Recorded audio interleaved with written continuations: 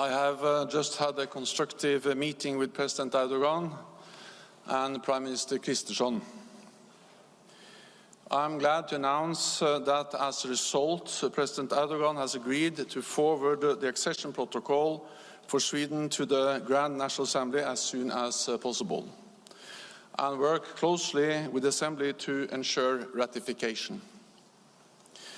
This is reflected in the joint press statement just agreed by President Erdoğan, Prime Minister Kristersson, and myself. The memorandum concluded a year ago at the Madrid summit has delivered. It has delivered more in our fight against terrorism, more security for Turkey, and a stronger NATO. Since our agreement in Madrid, Sweden and Turkey have worked closely together to address Turkey's legitimate security concerns. As part of that process, Sweden has amended its constitution, changed its laws, significantly expanded its counter-terrorism cooperation against the PKK, and resumed arms exports to Turkey. Sweden's cooperation with Turkey in the fight against terrorism will continue beyond accession. Turkey and Sweden agreed today to establish a new bilateral security compact. NATO will also significantly step up its work in this area. And I will establish for the first time at NATO the post of Special Coordinator for Counterterrorism. Completing Sweden's accession to NATO is an historic step that benefits the security of all NATO allies at this critical time. It makes us all stronger. Secretary General, can you please elaborate more about the function of the Special Coordinator for Terrorism? This is the first in NATO history, you said. And what kind of work he or she will perform regarding the terrorist organization PKK or also on FETÖ, for example? So NATO has for many years played an important role in the fight against terrorism, and especially after 9/11, but we were also part of, for instance, the global coalition to defeat Daesh. We have different efforts and different work strands addressing the threat of terrorism. Partly this is now part of our new defense plans, where we address the two main threats that NATO is facing, terrorism and Russia. So this is a core responsibility of NATO. But it's also, of course, and our collective defense and our new force structure and the new force structure requirements. And then it's also about what we do in different NATO missions and operations. We, for instance, have a training mission in Iraq where we help the Iraqi security forces to be trained to be able to ensure that ISIS does not return and that they're ready to fight terrorism in all its forms and manifestations. And then, of course, our counterterrorism work is also about our different partnerships.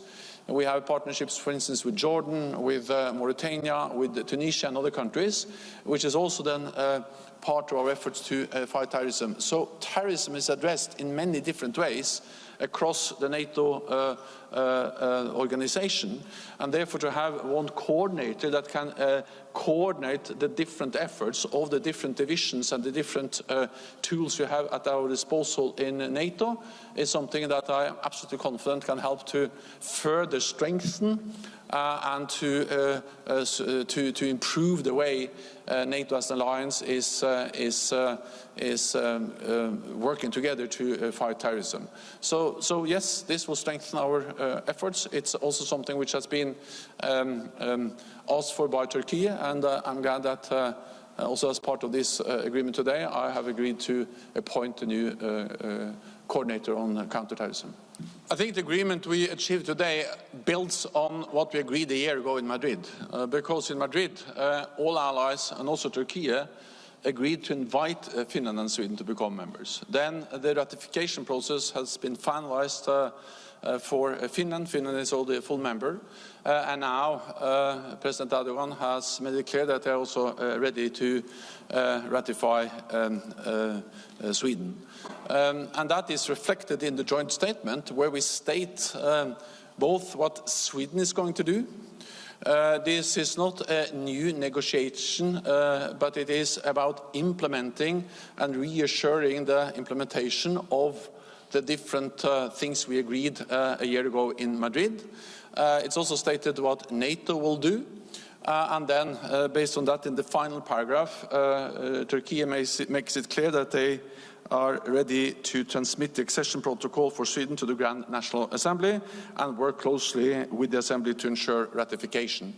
So it is the totality, the reconfirmation of the importance of fully implementing the different elements we agreed on, working closer on fighting terrorism, and also lifting restrictions on arms exports, and examples that are provided in the joint statement agreed today. So first, I think that on EU, that's an issue. That's not an issue for NATO. It's of course an issue for the European Union.